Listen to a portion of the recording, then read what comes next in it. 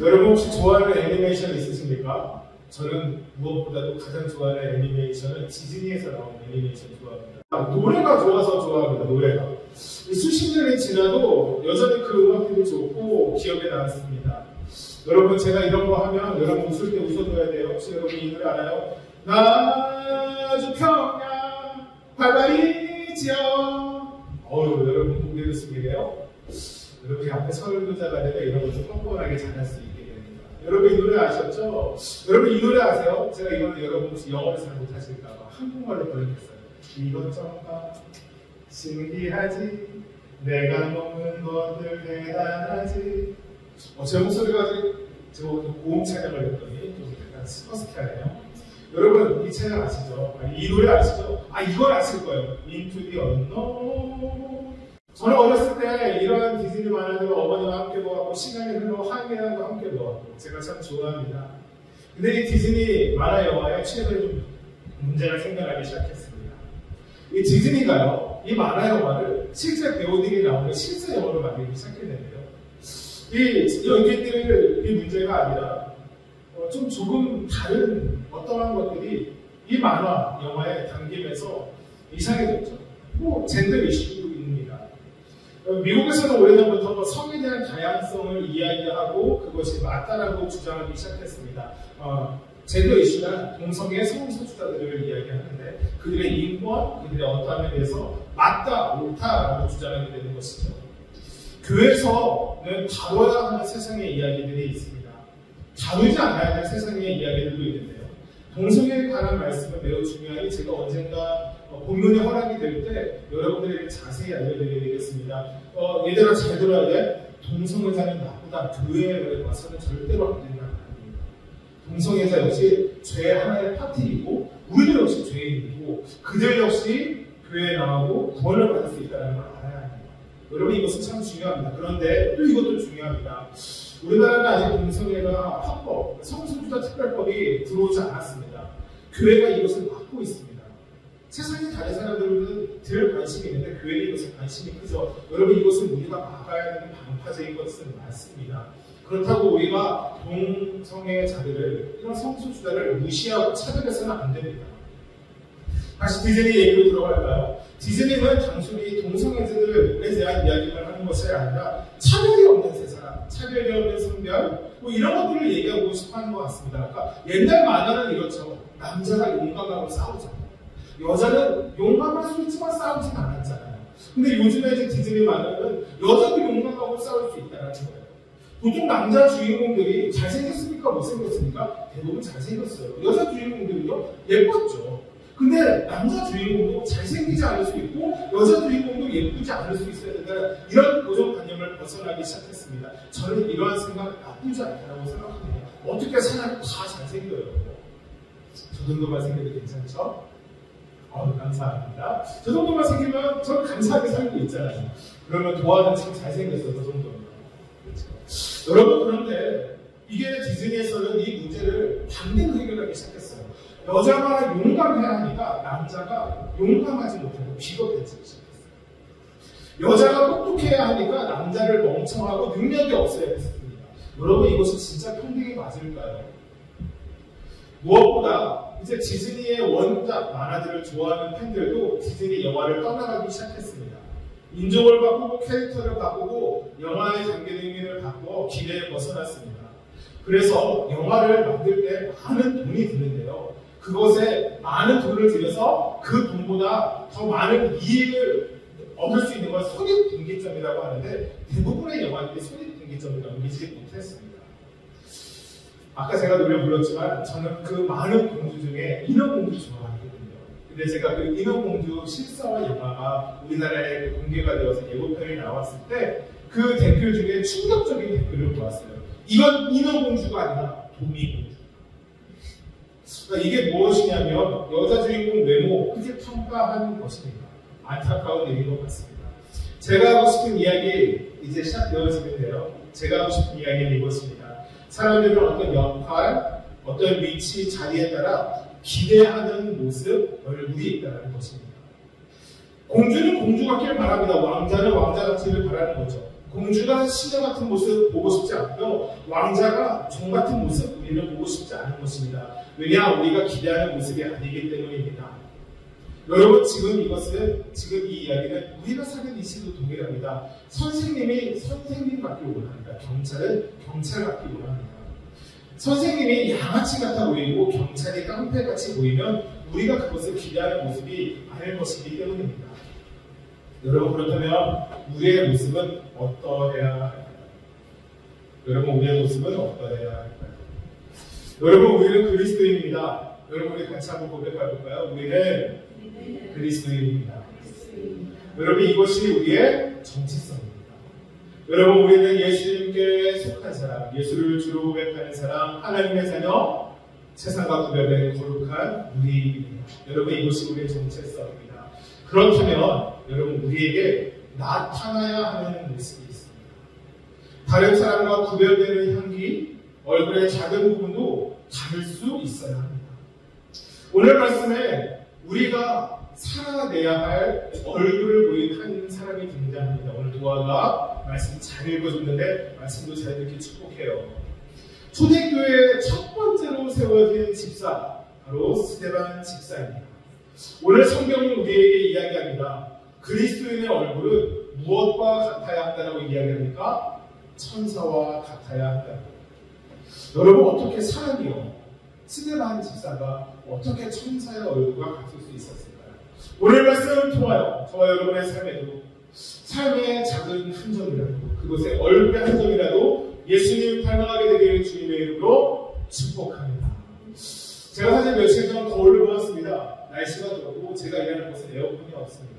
사실 그래서 한 2주 사이에 한 2kg가 좀 더 빠졌습니다. 볼이 여기가 좀 파였더라고요.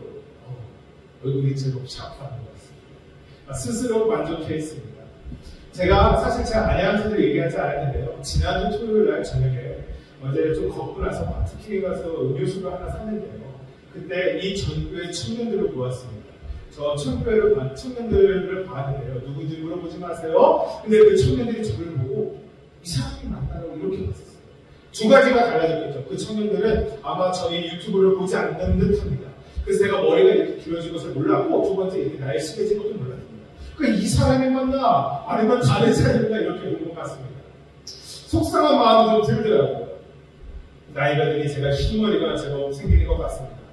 파마를 제가 2번 했거든요. 6개월 사이에 머리끝도 갈라져 부스스할 때가 있습니다.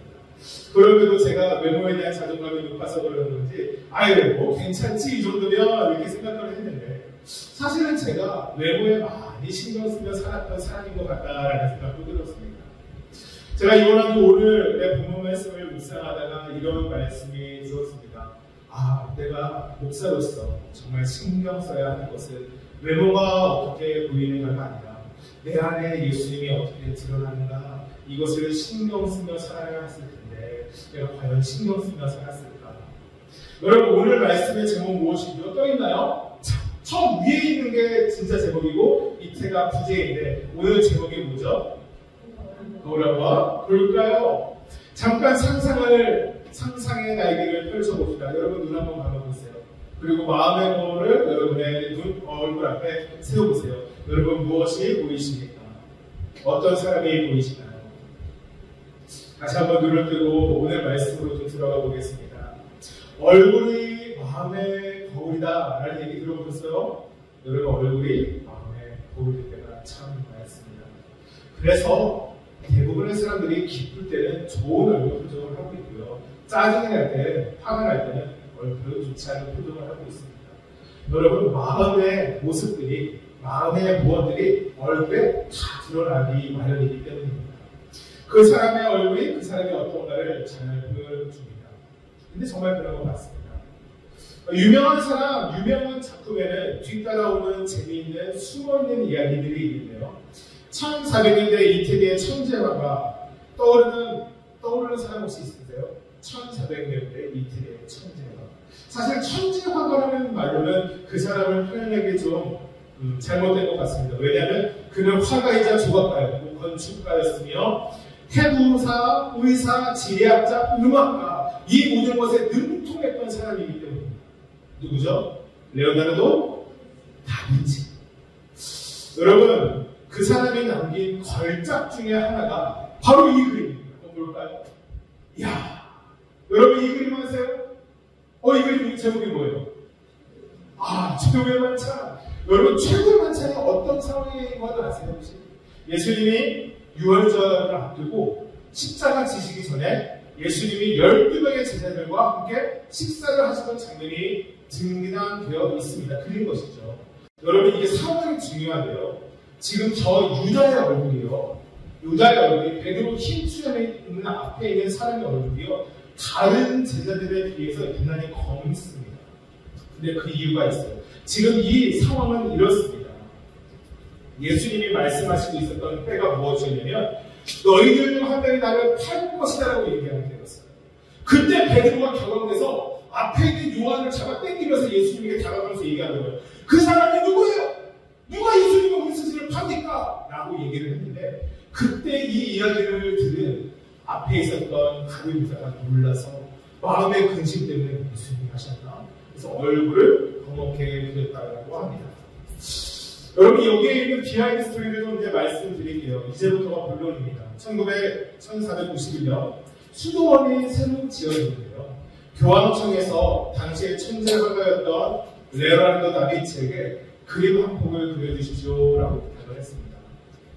그리고 나서 레오나르도 다빈치는 어떤 그림을 그리면 좋을까 하다가 이 그림이 어디에 그려야 합니까? 라고 물어봤더니 식당의 큰 벽면에 그릴 것입니다. 사실은 식당 자체가 그림을 그렸는데요. 식당에 그려질 것입니다. 라고 했었을 때 레오나르도 다빈치가 묵상을 했는지 기도를 했는지 모르겠지만 그러면 예수님이 제자들과 마지막 식사를 안해줬던 이것을 그려야 되겠다라고 생각이 들었습니다. 이런 것들을 구조를 생각을 하다가 문제가 생겼습니다. 이 그림에 등장하는 사람 13명인데 이 사람의 얼굴의 모델을 어디서 구해야 할까? 이것이 고민이 된 것입니다. 누구를 본따서 그림을 그려야 할까? 그러다가 레오나르도 다빈치가 이런 생각을 했다고 합니다. 내가 생각하기에, 아니 사람들이 생각하기에, 사람들이 생각하기에 성경의 인물들이라면 어떠한 인물들일까? 라고 생각을 하고 그와 매우 비슷한 직업을 가진 사람, 생각을 가진 사람, 외모를 가진 사람을 한 명 한 명 일일이 찾아서 이 그림의 모델로 써야 되겠다라고 레오나르도 다빈치가 생각을 했습니다. 첫 번째, 그림의 중심이 되는 예수님부터 그려야 되겠다라고 해서 찾았는데요. 어떤 사람이 뽑혔냐면요. 근처에 있는 교회에서 아름답게 성가대를 섬기고 있었던 피에트로 마니네리라는 청년이 찾은 거예요. 이 청년을 딱 보니까 선하게 생긴 거예요. 아름답게 생긴 거예요. 품격이 있고 고귀해 보이는 그를 모델 삼아서 예수님을 그렸습니다. 그리고 제자들을 쭉쭉쭉쭉쭉 그려놨어요. 몇 년 뒤에 문제가 생겼습니다. 이제 누구를 그려야 될 때가 왔냐면 마지막으로 가룟 유다를 그려야 될 때가 온 거예요. 근데 예수를 판 이 사람 모델을 찾기가 너무 어려웠던 것입니다. 근데 이 이야기가 당시 로마의 시장의 귀에 들어갔어요. 그리고 나서 그 사람이 이렇게 이야기합니다. 저희 로마에 지하 감옥이 있는데 거기는 끔찍하고 악질한 그 범죄를 저지른 악질 범죄자들이 있습니다. 그 중에서 제일 못된 사람 한 사람, 그 사람을 모델로 삼으면 어떨까요? 그래서 레오나르도 다빈치가 좋은 생각입니다 라고 하고 그 지하 감옥에 가서 가장 자신이 생각했던 끔찍한 얼굴의 모델을 데리고 왔습니다. 그래서 그 사람을 모델로 그림을 그렸습니다. 3개월 정도 다 그리고 나서 이 사람이 다시 감옥으로 들어갈 때 그 모델이 되었던 사람이 저 그림병 앞에서 무릎을 꿇고 펑펑 울기 시작한 거예요. 그때 이 모델이, 이 가룟 유다의 모델이 되었던 사람이 레오나르도 다빈치에게 처음으로 이야기합니다. 당신은 제가 누군지 모르겠습니까? 제가 몇 년 전 예수님의 모델이었던 피에트로입니다. 제가 그 사람입니다. 그러니까 이 사람의 인생이 변한 것입니다. 20살이 되기 이전에는 교회에서 하나님을 찬양하며 아름다운 얼굴을 가졌던 청년이었는데 몇 년의 시간이 지나가며 완전히 다른 모습, 다른 인생, 다른 얼굴을 갖게 된 것입니다. 얼굴 하나가 많은 것을 이야기하게 되는 것, 여러분 이런 시간이 우리의 삶에 분명히 찾아오게 됩니다. 스데반, 스데반의 정확한 이름은 스테파노스입니다. 헬라식 이름이죠. 그 이름의 뜻은 왕관, 면류관이라는 뜻을 가지고 있는 이름입니다. 스데반이라는 인물은요, 사도행전 6장, 7장 단 2장에 걸쳐서만 기록되어져 있는 매우 짧게 등장하는 인물입니다. 그리고 나서 이 다음 주, 우리가 이제 다음 주 지나가면서 이 스데반에 대한 마지막 이야기를 할 텐데요. 기독교 역사상 첫 번째 순교자가 됩니다. 정말 짧은 불꽃 같은 인생을 살았던 사람, 그 사람의 이름이 누구라고 보아요? 스데반. 오늘 말씀 읽어보세요. 그러면 스데반을 알아요.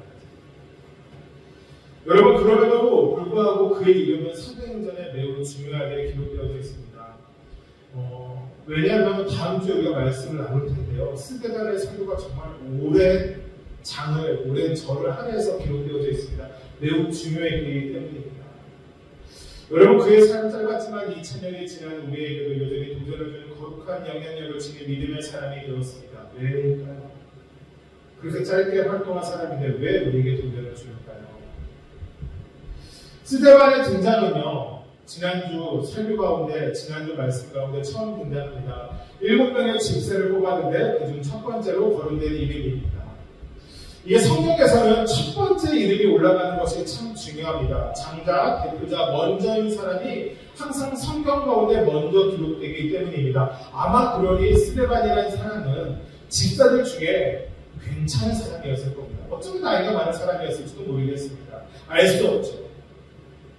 여러분, 집사가 무엇을 위해 세워졌는지 우리가 지난 두 주의 말씀을 통해서 나누었었는데요. 사도들이 맡았던 일, 즉 구제하는 일을 대신하기 위해 교회를 위해 힘쓰고 섬기는 일을 하기 위하여 집사가 세워진 것을 보게 됩니다. 여러분, 그런데 오늘 말씀을 보니까 스데반이 진짜 어떠한 사람이었는가 우리는 말씀을 통해 볼 수 있습니다. 우리 8절 말씀 같이 한번 읽어볼까요? 시작! 충만하여 큰 기사와 표적을 민간에 행하니. 여러분, 말씀의 이질감이 좀 있지 않으세요? 보통 큰 기사와 표적을 민간에 행했던 건 신약 성경 가운데 단 두 사람 혹은 두 그룹만 존재했습니다. 예수님과 누구죠? 제자들. 예수님과 제자들만이 큰 기사와 표적을 보였습니다. 그런데 지금 누가 이 큰 기사와 표적을 보이고 있다고 얘기합니까? 스데반 집사. 여러분, 우리는 그가 어떤 인생을 살아왔는지 알 수 없습니다. 어쩌면 멀리서 예수님을 따랐던 제자일지 모릅니다. 여러분, 제가 지금 얘기하는 건 성경책이 없어요. 하지만 그럴 수 있다는 거예요. 스데반이 젊은 적부터 예수님이 살아계실 때 예수님을 멀리서 따랐던 제자일지 모르겠습니다. 어쩌면 오순절 성령이 오셨을 때 마가의 다락방에 120명이 모였었지 않습니까? 그 중에 한 사람이었을지도 모릅니다. 아니, 어쩌면 성전 미문에 평생 앉아서 지냈던 안진베이를 일으킬 때, 그가 성전 안으로 들어와 하나님을 찬양했었을 때 그 놀라운 광경을 보고 예수님을 믿게 된 사람이 스데반이었을지 모릅니다. 어쩌면 사도들이 핍박을 당하고 옥에 갇혔으나 매를 맞았음에도 불구하고 전하였던 생명의 하나님의 말씀을 듣고 예수님을 믿었던 사람일지 모릅니다. 어떤 사람인지 우리는 알 수 없습니다. 그런데 확실하게 우리가 알 수 있는 것이 있습니다. 그가 언제 예수님을 믿었는지, 언제부터 제자의 삶을 살았는지 알 수 없으나 그에게 은혜가 있었다는 것입니다. 그 은혜를 말미암아 성령이 주시는 권능이 집사였던 스데반에게 있었다는 것입니다. 스데반은 그 은혜와 권능을 가지고 사도들이 했던 것처럼, 예수님이 했던 것처럼 민간 모든 사람들, 주변의 사람들에게 기사와 표적을 보였다는 것입니다. 저는 이 말씀이 저와 여러분의 삶에 믿음의 도전이 되어지길 주님의 축복합니다. 여러분, 하나님의 일은 대단한 사람이 하는 것이 아닙니다. 여러분 잘 들으셔야 합니다. 여러분, 하나님의 일은 목회자, 선교사들은 간단한 것이 아닙니다. 하나님의 일은 하나님을 사랑하는 모든 사람을 통하여 역사하시기 때문입니다. 여러분, 우리는 오랫동안 우리가 누구인가를 잊고 살았는지 모르겠습니다. 여러분, 우리가 누구라고요? 여러분, 우리는 그리스도인입니다. 요즘 아이들이 이런 말버릇을 합니다. 침대 밖은, 이불 밖은, 이와 닮아 있지 않을까요? 여러분, 여러분의 마음이 찔리는 것이 삶의 시간일 수 있으니 잘 들으십시오. 여러분 최근에 예수님을 전했던 적이 어떠십니까? 여러분 최근에 나는 예수님을 믿어 라고 이야기했던 적은 어떠십니까? 여러분 주변에 나는 어떤 교회를 다니고 있고 어떻게 신앙생활을 하고 여러분 이러한 이야기들을 여러분 주변에 나누신 적 있으십니까? 여러분은 여러분의 받은 은혜와 기쁨과 감사를 주위에 전하고 알린 적 있으십니까? 여러분 그것이 여러분의 삶의 언제였습니까? 여러분에게 그러한 모습이 없다면 여전히 침대 안에서 혼자 만족하며 편안함으로 살아가면 여러분 어쩌면 우리는 진정한 그리스도인이 아닐지 모르겠습니다. 진정한 그리스도인이란 아니 우리에게 혹시 교회에게 주어지는 직분이 있는 사람들이라면 그래도 우리의 믿음의 도전 스데반의 모습과 닮아가야겠다라는 생각해야 되지 않겠어요? 제가 이 말씀 묵상하면서 참 많이 은혜를 받았습니다. 믿는 우리를 향한 예수님의 강력한 도전이 오늘의 말씀에 있기 때문입니다. 예수님의 오늘의 말씀을 통하여 우리에게 원하시는 것이 있습니다. 그것은 바로 스데반과 같이 살아가라 도전하는 것입니다. 사랑하는 성도 여러분, 스데반과 같이 살아가십시오. 여러분 이것을 예수님이 우리에게 원하시는 것입니다. 그것이 하나님께 충성된 자녀요 예수님의 기쁨이 되는 자녀 성령의 인도하심에 순종하는 우리의 모습 여러분 이것이 오늘 말씀 가운데 드러난 스데반의 모습이기 때문입니다. 여러분 사도행전에 우리가 보는 말씀 가운데 계속해서 같은 패턴이 등장합니다. 무엇이냐면 문제가 지나가면 또 다른 문제가 찾아옵니다. 여러분 스데반의 삶에도 이러한 모습이 나타납니다. 사람들의 안수를 받은 스데반 어쩌면 기뻤을지 모르겠습니다. 저는 잘 모르겠습니다. 여러분 교회에서 지난주에는 하진이가 이번 주에는 하담이가 오늘도 도아가 오늘 성경 말씀 앞에서 읽었는데 이것은 사실 여러분이 쉽게 누릴 수 없는 큰 영광입니다. 성경 공독을 하는 것 앞에서 기도를 하는 것은 아무나 할 수 있는 것이 아니기 때문입니다. 여러분 이것은 여러분에게 주어지는 특권이고 영광입니다. 여러분 스데반이 집사로서 사도들에게 안수를 받았습니다. 그 의미는 이것이죠. 이제 나 대신하여 사도들을 대신하여 교회를 섬겨주십시오 라고 부탁을 받은 것입니다. 스데반의 마음이 얼마나 기뻤을까. 예수님을 열정적으로 따랐기에 공동체를 잘 돌볼 믿음과 성령이 충만하였기에 지혜가 충만하였기에 사람들의 칭찬을 받았기에 이 사람은 본격적으로 예수님을 전하기 시작했습니다. 사도들에게 있었던 놀라운 은혜가 그에게도 시작된 것입니다. 근데 은혜 뒤에 문제가 있습니다. 여러분 은혜 뒤에 무엇이 있다고요? 은혜만 있는 것이 아니라 문제가 있을 수도 있다는 것입니다. 오늘 짧게 이 문제를 알아보도록 하기 원합니다. 9절, 10절 우리 본문 말씀 한번 읽어볼까요? 시작! 인마 자유인들, 그에 대해 갈레사드리아인 기리기아와 아시아 속 사람들의 회당에서 어떤 자들이 일어나 스데반과 더불어 문제가 있어 스데반이 지혜와 성령으로 말하는 그들의 이름이 강하지 못하여 이제부터 하는 얘기 오늘 잘 듣고 사실은 잊어버리셔도 됩니다. 중요한 얘기를 이런 얘기가 어려워 잘 들어야 되는데 잊어버려도 상관없는 이게 유대의 역사와 전통에 대한 이야기이기 때문입니다. 아이들이 있으니까 짧은 시간이 아니에요. 그래서 53분 계속 합시다. 자 여러분 잘 들어보세요. 지난주에 어떤 파와 어떤 파의 문제가 생겼다고 했어요. 히브리파와 헬라파. 히브리파와 이 헬라파가 무엇으로 나뉘어졌냐면요. 언어와 문화 때문에 나뉘어졌어요. 그러니까 이것이죠. 이 안에도 미국 사람이 살 수 있어요. 백인인 미국 사람이죠. 근데 그 사람이 지금 이해에 오면 저는 영어 설교를 지금 준비 못하거든요. 그러면 그 사람이 한국말로 설교를 들으면 은혜가 잘 들을까요? 저는 어려울 거라 생각해요. 같은 도시에 사는데 언어와 문화가 다른 사람들이 교회 안에 같이 존재하기 시작한 것입니다. 여러분 구약시대로 들어봅시다. 퀴즈입니다. 오늘은 성스럽습니다. 유대의 첫 번째 왕은 누구일까요? 이스라엘 민족의 첫 번째 왕. 이름은 두 글자입니다. 네, 맞습니다. 아까도 말씀드렸듯이 아까 선물이 다 나와서 이렇게 선물 없습니다. 그러면 두 번째 문제입니다. 이스라엘의 두 번째 왕은 누구일까요? 우리가 잘 아는 다윗이. 기가 막혀요. 골리앗을 쓰였던 다윗이 두 번째 왕이 되었습니다. 그러면 이스라엘 민족의 세 번째 왕은 다윗의 아들이었던 지혜의 왕 누구입니까? 솔로몬. 정답이에요. 여러분 여기까지 알면 여러분이 그래도 아동교육 잘 받은 거예요. 근데 여기서 이제 진짜 수준이 달라요. 솔로몬의 아들이 네 번째 왕입니다. 그 왕의 이름은 무엇이었을까요? 어렵습니다. 네? 뭐라고요? 또 모세예요. 우리 딸이 또 모르면 모세 나오시잖아요. 르호보암입니다.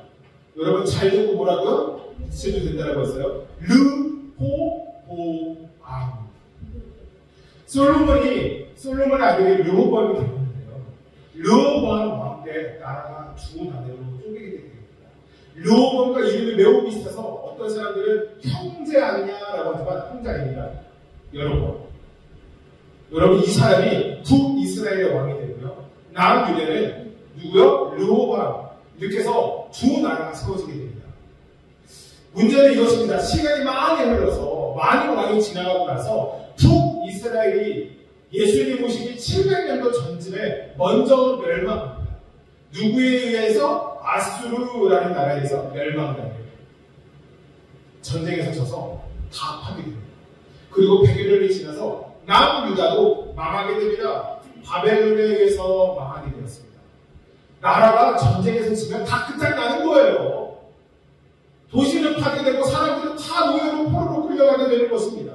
모든 것이 사라진 것이죠. 여러분 이때 등장하는 포로로 끌려갔던 사람들 중에 진짜 유명한 사람이 있어요. 퀴즈이지만 상품은 없어요. 이 사람의 이름은 세 글자. 그는 혼자 다니지 않고 세 명의 친구들과 함께 다녔어요. 다니엘입니다. 맞아요. 여러분 훌륭해요. 이렇게 성경을 알아가는 거예요.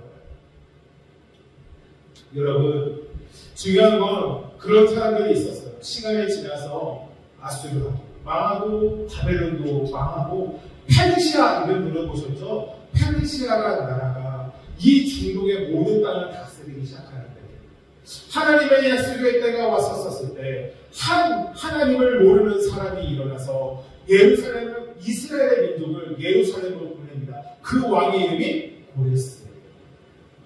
그 사람은 하나님을 몰랐어요. 근데 이스라엘 민족을 해방시켜줍니다.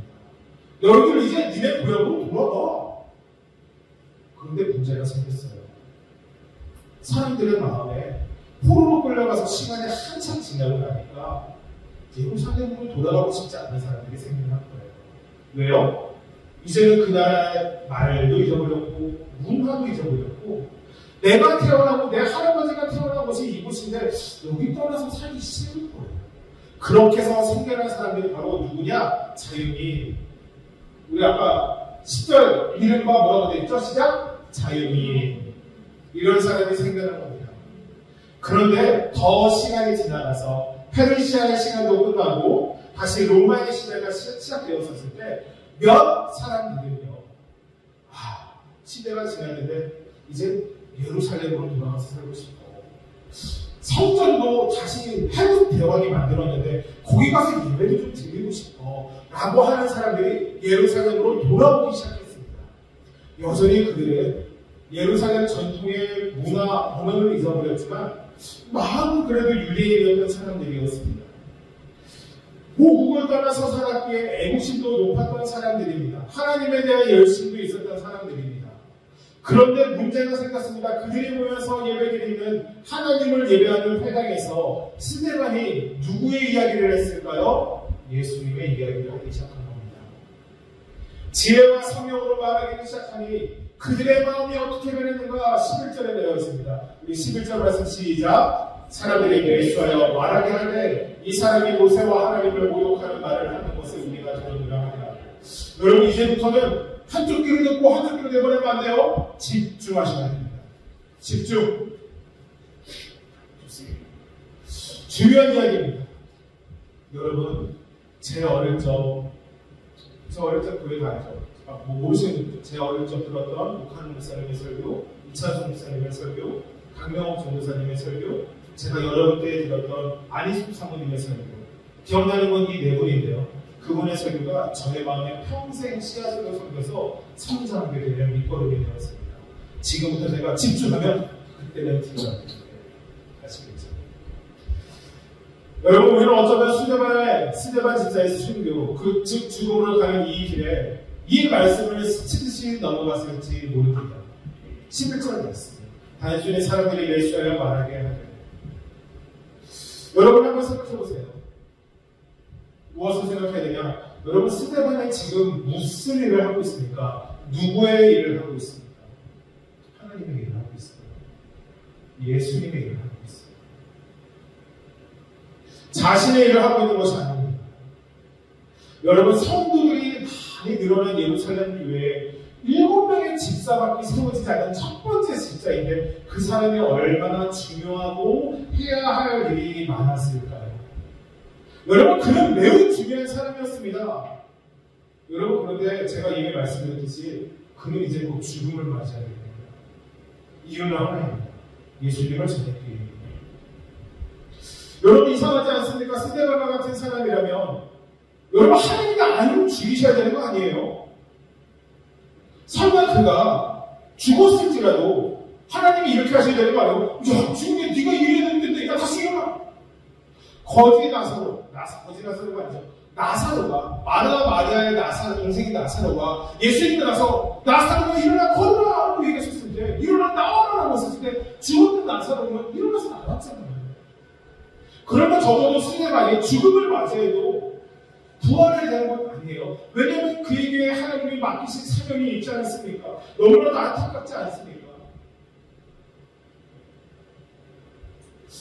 여러분, 그에게 맡겨진 일이 얼마나 많은데 회당에서 복음을 전하다가 그 복음에 부끄럽고 화가 나고 마음이 상한 사람들이 고소한 거예요. 사례들이 공예예요. 여러분, 그리고 그곳에서 설교를 한판 하고 스데반이 죽게 됩니다. 참 이상한 일입니다. 성령의 역사가 일어나는 이 상황 가운데 왜 스데반에게는 하나님의 그를 살리시는 성령의 역사가 일어나지 않았을까요? 여러분, 우리가 여기서 기억해야 되는 것이 있습니다. 스데반의 죽음에 앞서서 스데반을 죽음으로 몰아갔던 사람들이 어떤 사람인가를 우리가 알아야 합니다. 왜냐하면 우리가 그런 사람이 되어서는 안 되기 때문입니다. 여러분, 10계명 제9계명 한번 읽어보겠습니다. 시작. 내 이웃에 대하여 거짓 증언하지 마라. 여러분, 10계명 하세요? 모르시잖아요, 잘. 여러분, 제가 사역 중인데요. 이 사도행전 말씀을 제가 세 파트로 나눠서 보면 이제 설교를 할 건데요.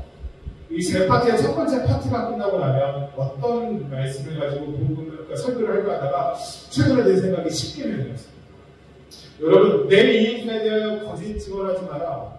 여러분, 10계명이 누가 누구에게 내리신 명령인지 아시죠? 출애굽을 한 이스라엘 백성에게 하나님이 모세를 통하여 너가 지켜야 되는 많은 것들이 있지만 진짜 중요한 10가지를 먼저 보여주신 것이 10계명이었어요. 정말 중요한 계명이라는 뜻이에요. 근데 그게 뭐냐면 이웃에 대해서 거짓 증언하지 마라. 우리는 이 말씀에 대해서 중요함을 두지 않았을지 모르겠습니다. 여러분, 이 일은 정말 우리의 삶에 중요한 문제였습니다. 왜냐하면 거짓 증언을 했었을 때 오늘 스데반이 죽는 일과 같은 일이 일어났기 때문입니다.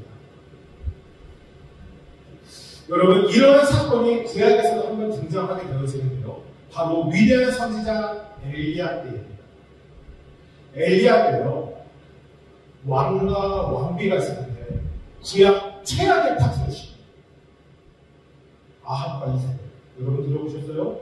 최악의 왕과 최악의 왕. 아합과 이삭. 아합왕의 성이 사마리아에 있었었는데요. 그곳에서 이렇게 봤는데 우리가 이제 이 앞에 있는 풍경을 볼 수 있듯이 봤는데 아름다운 포도원이 하나 있었어요. 근데 그 사람의 포도원을 빼앗고 싶은데 그 사람이 찾아가서 얘기합니다. 그 포도원 좀 파시오. 암컷이 나가는 거예요. 그리고 속상해서 죽은 누웠어. 그러니까 이 못돼 먹은 옆에 내가 찾아가가지고 왜 그렇게 고민을 해요? 저에게 좋은 방법이 있어요. 그리고 나서 한 게 뭐냐면 거짓 증언을 세웠어요. 저 사람이 왕을 모욕하고 하나님을 모욕했습니다. 그래서 그 사람을 죽입니다. 그리고 그 사람의 포도원을 빼앗습니다. 거짓 증언. 여러분, 당시에 CCTV가 없었어요. 당연하죠. 지금처럼 모든 사람들이 핸드폰을 통해서 연락을 해서 기록이 남는 것이 아니었어요. 그러니 사건이 일어나게 되면 그 사건의 마지막에 종집을 지을 때 가장 중요한 것이 무엇이었어요? 증인들이었어요. 증인들이 어떻게 이야기하느냐에 따라서 모든 것이 달라졌던 것입니다. 그래서 하나님이 말씀하신 것 중에 하나가 거짓 증언하지 말라는 거예요. 왜냐하면 그것에 따라서 세상의 모든 것이 많이 변하기 때문이었습니다. 13절을 보게 되면 이렇게 되어 있습니다. 거짓 증인들을 세우니 이르되 이 사람이 이 거룩한 것과 율법을 거스려 말하기를 마지 아니하는도다. 여러분 잘 들으셔야 돼요. 유대인들은 스스로 율법을 선언한다는 얘기가 있습니다. 유대인들은 스스로 율법을 잘 지킨다는 이야기입니다. 근데 그들이 스데반과의 논쟁 가운데서 졌었을 때 마음이 상하고 창피한 마음이 들자 그가 한 모습이 무엇인지 아세요? 하나님의 율법을 버리는 것입니다. 하나님의 율법을 지키지 않기로 작정하는 것입니다. 그들이 결국 택하는 것은 하나님의 말씀을 철저하게 지키는 인생이 아니라 하나님의 말씀을 이용하는 인생이 되었다는 것이에요. 저는 이러한 모습을 이렇게 이야기합니다. 하나님을 도구 삼은 잘못된 신앙이 저는 여러분의 그런 신앙이 되지 않기를 주님으로 축복합니다. 여러분 하나님은 우리의 도구가 아닙니다. 하나님은 우리의 소원을 들어주는 사람이 아닙니다.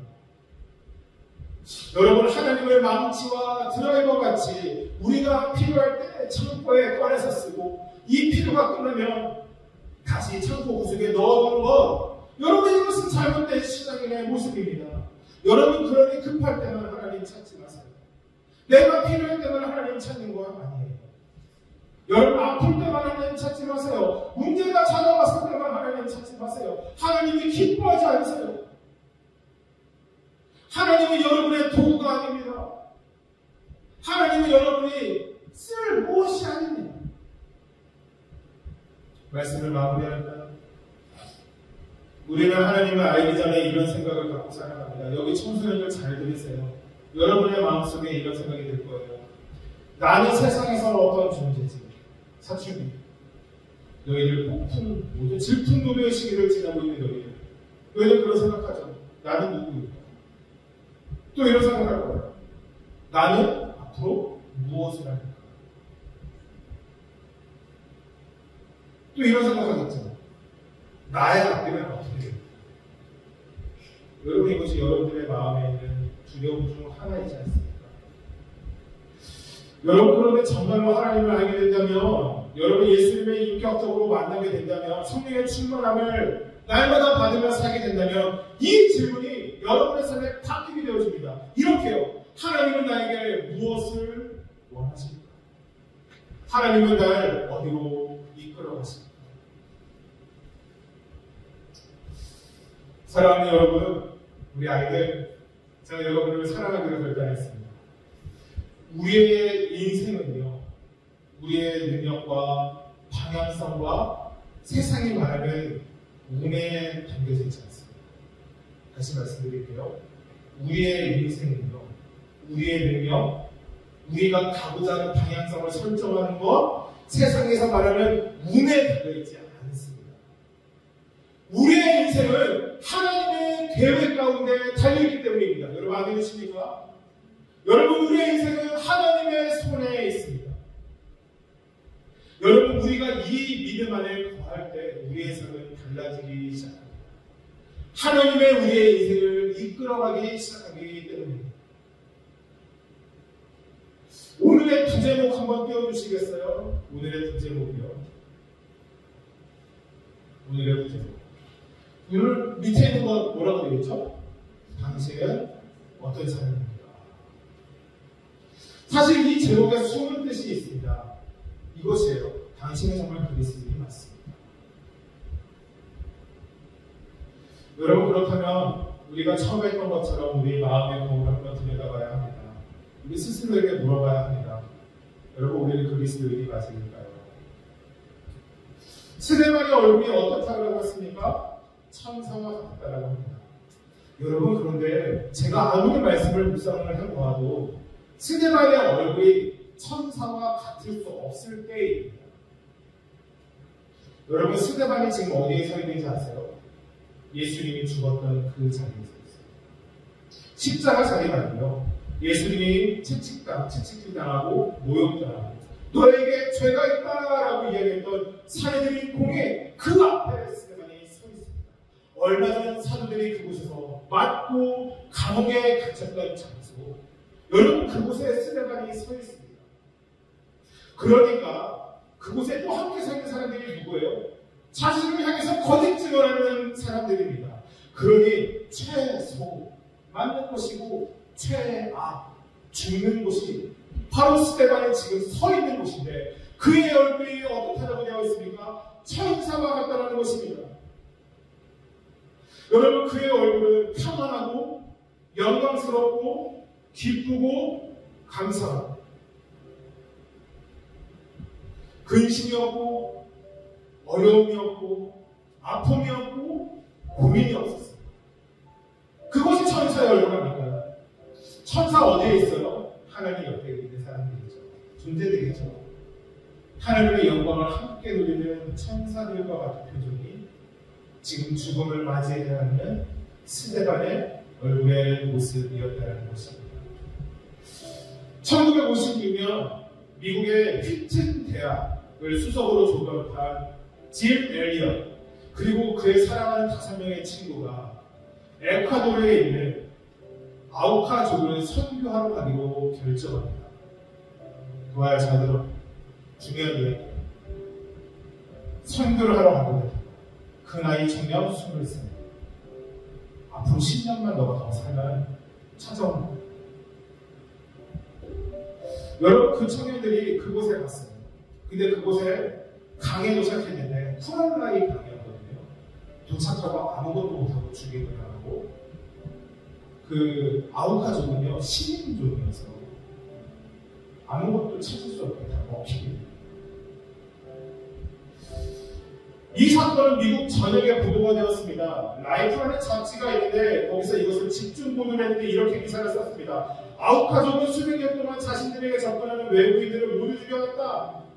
다른 부족들도 그들을 두려워 피했으나 그 젊은 선교사들은 쓸데없이 무모한 도전을 하였다.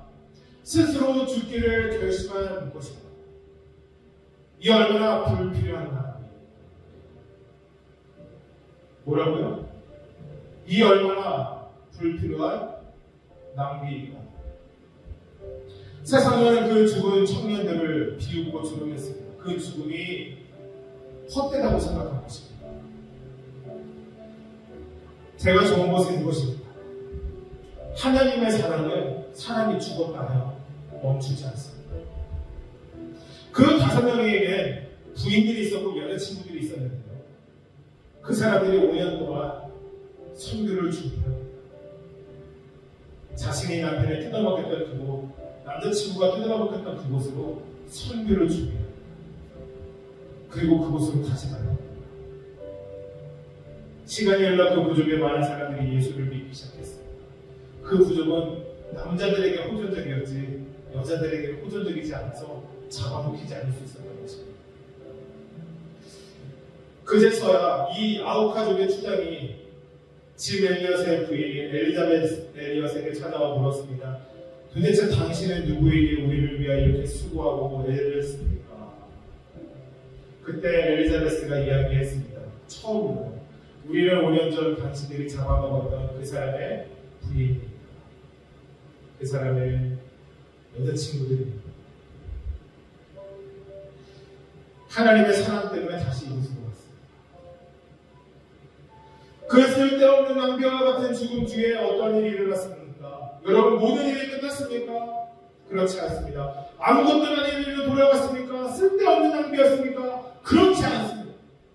시기를 일삼던 아우카족의 대부분이 예수님을 믿게 되었고 그 선교사를 죽였던 남자 중 한 명만 목사가 되어 그 민족의 복음을 이끌어가기 시작했습니다. 이사야 59장 8절에서 9절 말씀 우리 한 목소리로 읽읍시다. 시작. 이는 내 생각이 너희의 생각과 다르며 내 길은 너희의 길과 다름이니라. 여호와의 말씀이니라. 이는 하늘이 땅보다 높음같이 내 길은 너희의 길보다 높으며 내 생각은 너희의 생각보다 높음이니라. 아멘. 주님이 우리의 선한 목자 되심을 믿으시길 주님의 이름으로 축복합니다.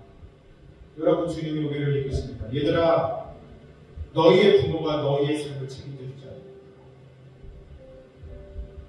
단연코 얘기하는데 너희들의 부모는 그것을 할 능력이 없다. 내가 너희에게 불러온 아버지.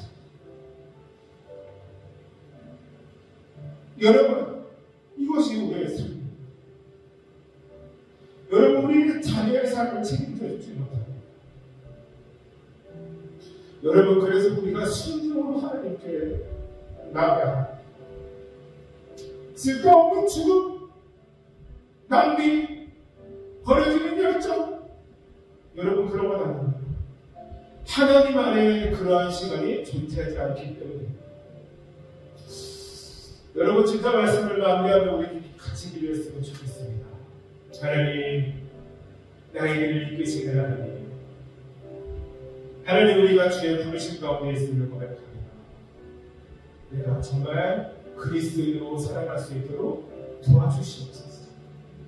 나의 삶에 늘 주님을 찬송하는 인생 되게 하여 주시옵소서. 우리 지금 오늘 말씀 기억하며 같이 한번 믿음으로 기도하며 나아갑시다. 하나님 나의 삶에 역사하시는 주님을 찬양하며 나아갑니다.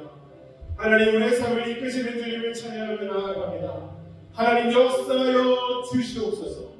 미쁘신 주님, 신실하신 주님, 하나님 우리가 그리스도인의 합당한 얼굴까지도 보여내주는 인생 되게 하여 주시옵소서. 주여 한번 외치고 믿음으로 기도하며 나아가기 원합니다. 주여